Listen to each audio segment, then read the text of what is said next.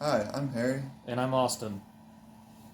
This is Christopher Newport University's hexacopter UAS, the Cormorant. It uses a Pixhawk 4 running ArduPilot. The Pixhawk connects to the power distribution board underneath and distributes power to the motors and the landing gear servo controls.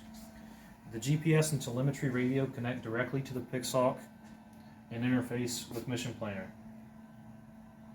The Cormorant this year has been optimized for flying the autonomous waypoint missions, and that is the only task that CNU will be attempting this year.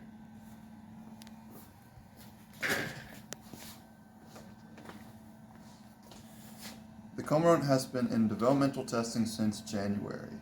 We began by testing the GPS and the gyroscope and all of the sensors to make sure that they were working as expected. Then we wired the landing gear and tested it. When we first tested the drone motors, it was evident that the motors were not assigned properly.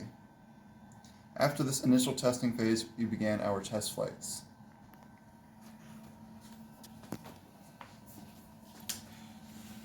The focus of these test flights were to evaluate the autonomous function of the Cormorant as well as manually controlled flight.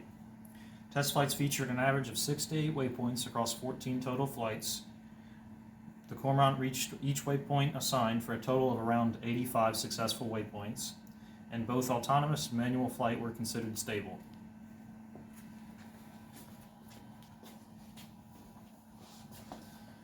These detailed mission tests were set up to provide a similar waypoint objective as in the competition.